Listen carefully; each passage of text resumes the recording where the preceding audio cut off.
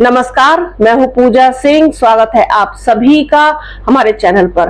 दोस्तों, 2024 के लोकसभा चुनाव से पहले भारतीय जनता पार्टी ने जिस आत्मविश्वास के साथ 400 पार का नारा दिया था, वही नारा अब उनके आत्मविश्वास को डगमगाता हुआ सा दिखा रहा है। और बहुत सारी चीजें ऐसी हो रही हैं जो कभी भारतीय जनता पार्टी ने तो क्या किसी ने भी नहीं सोची होंगी।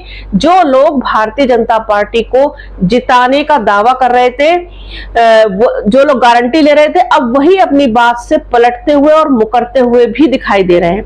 अब आपको बता दें कि सर्वे आने शुरू हो गए हैं, एजेंसियां तमाम अपने सर्वे डाल रही हैं। और जैसा कि आप सभी को पता है कि 1 जून को लास्ट फेज की वोटिंग होनी है और 4 जून को नतीजे आ जाएंगे। और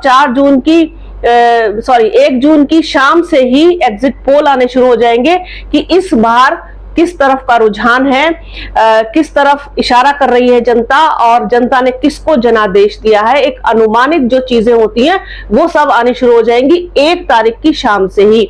लेकिन इससे पहले भी अब आप देखिए कि जिस तरीके से सी वोटर जो है उन्होंने और CSDS जो एक एजेंसी है जो इस तरीके के सर्वे करती है, वो ही अब इनको हारता हुआ दिखा रही हैं। और अब जो गलती भारतीय जनता पार्टी से हुई है उसको नतीजों से पहले ही समझाने की कोशिश कर रही है कि अगर इस बार का परिणाम कुछ उलटफेर होता है और कुछ ऊंच नीच होती है, कुछ ऊपर नीचे होता है, तो हम अपनी कही हुई बातों को ही कवर अप कैसे करेंगे। तो इन चीजों को कवर अप करने के लिए उनका जो सर्वे है वो आ गया। और क्या कह रहे हैं उनके सर्वे, क्या वो बता रहे हैं, वो आपके साथ अभी शेयर करेंगे। लेकिन ये बहुत दिलचस्प है, बहुत चौंकाने वाला ये खुलासा है कि जो लोग भारतीय जनता पार्टी को जिताने की गारंटी ले रहे थे कि इस बार वास्तव में कोई बहुत बड़ा कमाल करने जा रही है भारतीय जनता पार्टी, एनडीए और प्रधानमंत्री नरेंद्र मोदी, और लेकिन वैसा होता हुआ अब नहीं दिख रहा है। किस वजह से नहीं दिख रहा है, उसके पीछे के क्या कारण है, वो भी आपके साथ उसको शेयर करेंगे। लेकिन है बहुत दिलचस्प ये चीज कि भारतीय जनता पार्टी इतनी बड़ी मुश्किल में और मुसीबत में फंसती हुई दिखाई दे रही है। तो क्या कहते हैं सी वोटर के फाउंडर यशवंत देशमुख, जिनका कहना है कि बीजेपी ने यूपी में टिकट बंटवारे में बड़ी गलती कर दी है। उनका साफ तौर पर अब यह कहना है कि बीजेपी ने जब टिकट दिए तो उनसे चूक हो गई, जिसके चलते बीजेपी को जैसे प्रदर्शन की उम्मीद थी वैसा अब होता हुआ जमीन पर नहीं दिखाई दे रहा है। बीजेपी का जो ये फैसला था, बीजेपी ने जो ये इस तरीके से अपने टिकट बांटे हैं, ये उनकी सबसे बड़ी गलती है। और इसी को लेकर के आगे जो नतीजे आएंगे वो बहुत प्रभावित होंगे। लोकसभा चुनाव के नतीजे जैसा कि आपको पता है कि 4 जून को आएंगे। इससे पहले सी वोटर के फाउंडर यशवंत देशमुख ने देश के सबसे बड़े राज्य यूपी को लेकर के चौंकाने वाला दावा किया है। यूपी में क्या दिख रहा है, इस सवाल पर देशमुख का कहना है कि बीएसपी का कितना भी चीजें डाउन जाएं, कितनी भी नीचे आए, लेकिन उसका जो वोट शेयर है वो कांग्रेस से ज्यादा रहेगा।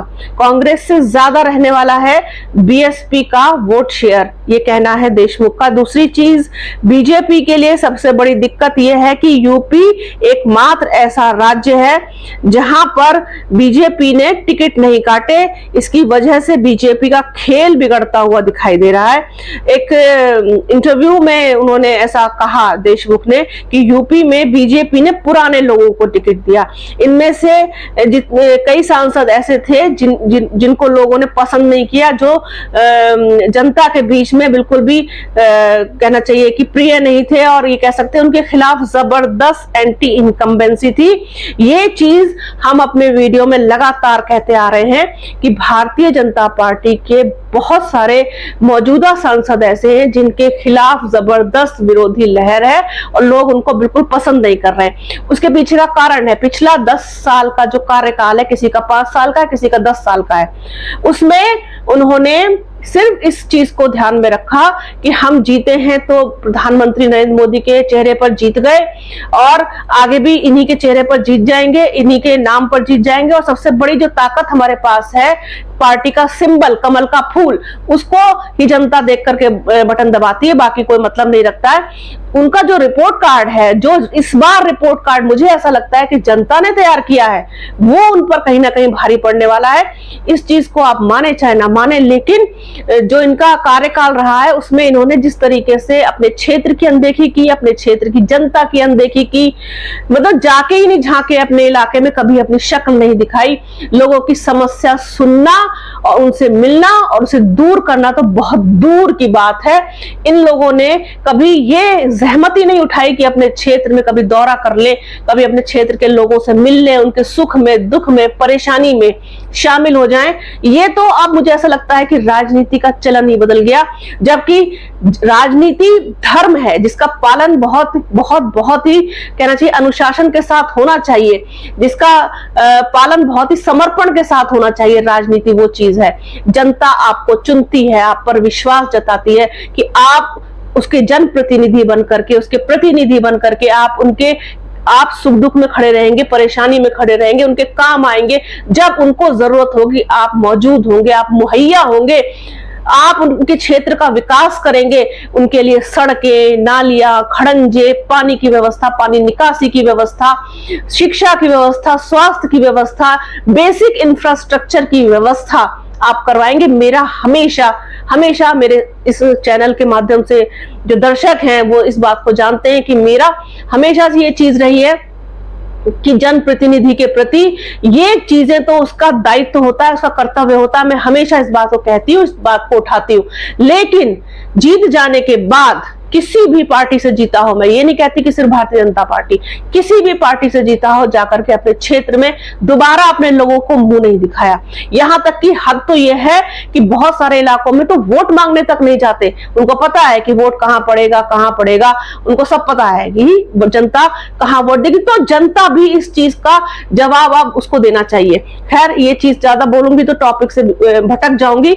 बात करते हैं वापस। तो इन लोगों के खिलाफ जबरदस्त एंटी इनकम्बेंसी, जिसकी वजह से भारतीय जनता पार्टी को नुकसान हुआ। तो ऐसे सांसदों को टिकट दे दिया गया। टिकट चयन में जो गलतियां हुई उससे बीजेपी को यूपी में जैसी जीत की उम्मीद थी वो मिलती नहीं दिख रही है, ऐसा लोग बता रहे हैं। ये स्थानीय चुनाव हो रहे हैं, इनमें बहुत सारी सीटों पर कड़े मुकाबले की संभावना जताई जा रही है। सी वोटर के फाउंडर आगे कहते हैं कि पूरे देश में स्थानीय मुद्दों पर चुनाव नहीं हो रहा। जहां बीजेपी ने उम्मीदवारों के चयन में गलती की, वहां लोकलाइज इलेक्शन हो रहे हैं। उन्होंने कहा कि देश में चुनाव मोदी के नाम पर लड़ा जा रहा है, मोदी के पक्ष या विरोध में वोट कर रहे हैं लोग। जहां टिकट बांटने में बीजेपी से गलती हुई, वहां पीएम मोदी के नाम पर टिकट भी मांगा जा रहा है और वोट भी मांगे जा रहे हैं। विपक्ष ने इस चुनाव को लोकलाइज करने की पूरी कोशिश की है। विपक्ष को काफी देर में समझ में आया कि मोदी को केंद्र में लाकर वे चुनाव नहीं जीत सकते। उन्होंने कहा कि ये बड़ी सही रणनीति रही विपक्ष की, जब आपने पौने 5 साल तक पीएम मोदी पर आरोप और प्रत्यारोप की राजनीति की। बाद में आपको एहसास हुआ कि चुनाव को लोकलाइज करने से ही फायदा होगा। विपक्ष उन सीटों पर लोकलाइज करने में सफल हुई जहां बीजेपी ने टिकट सही नहीं दिए। ऐसी सीटों पर अब बीजेपी पीएम मोदी के प्रचार से अपनी गलती को सुधारने की कोशिश कर रही है। तो ये है पूरी चीज जो सी वोटर ने कहा है पूरे अपने सर्वे में कि बीजेपी को बड़ा नुकसान होता हुआ दिखाई दे रहा है क्योंकि उसने गलती की है। साथ ही साथ ये भी कहा है कि बीएसपी का जो वोट प्रतिशत है वो कांग्रेस से अधिक रहेगा, उतना भी नहीं गिरेगा जितने की आप बात कर रहे हैं। और जैसा कि आप देख रहे हैं कि जब तक आकाश आनंद इलेक्शन में थे तब तक सारे मीडिया ने बीएसपी को फाइट में दिखाया, पूरा चढ़ा हुआ चुनाव दिखाया, सब कुछ दिखाया। दिन और रात आकाश आनंद की, मायावती की, उनकी रैलियों की, उनकी इसकी, किसका खेल बिगाड़ेंगी मायावती, किसका खेल बिगाड़ेंगे आकाश आनंद, और क्या त्रिकोणीय मुकाबला करेंगी, मायावती ने खेल बिगाड़ दिया। लेकिन जब आकाश आनंद चुनाव से विड्रॉ किए गए तो आप ये देखिए कि मीडिया ने बात ही करना बंद कर दिया। आप ये देखिए कि जिस तरीके से प्रत्याशी लड़ रहे हैं दूसरी पार्टियों के, चाहे वो बीजेपी के हो या फिर गठबंधन के हो, बीएसपी कैंडिडेट की कोई बात नहीं कर रहा, जबकि बीएसपी उत्तर प्रदेश में नंबर 1 नंबर 2 की पार्टी रही है, देश में तीसरे नंबर की बड़ी पार्टी है, आप उसके कैंडिडेट को गिनती में ही नहीं गिन रहे हैं। तो ये चीज तो बड़ी ही अजीब है कि बीएसपी को पूरी तरीके से फाइट से बाहर कर दिया गया। अब ये किस सोची समझी रणनीति के तहत किया गया है, ये तो वो वही जानते होंगे जिन्होंने ऐसा सोच करके किया है कि बीएसपी को फाइट से ही बाहर दिखाओ। ऐसा नहीं है, बहुत सारी सीटों पर अच्छा लड़ी है, अच्छी फाइट दी है, नतीजे ही बताएंगे खैर क्या रहा क्या नहीं, लेकिन ऐसा नहीं कहा जा सकता कि बिल्कुल ही फाइट से बाहर है। तो कुल मिलाकर के भारतीय जनता पार्टी की जो स्थिति है, जो हालत है, वो कोई बहुत अच्छी नहीं है। अब 1 जून को जो वोटिंग होनी है उससे और चीजें क्लियर हो जाएंगी। अब लोग इस बात पर भी चर्चा करने लगे हैं, एक सवाल उठाने लगे हैं, सवालिया निशान लगाने लगे हैं कि प्रधानमंत्री नरेंद्र मोदी बनारस पर कहीं उनको बड़ा झटका ना मिल जाए। भले वो जीते, लेकिन हार जीत का अंतर भी बहुत कुछ बताएगा।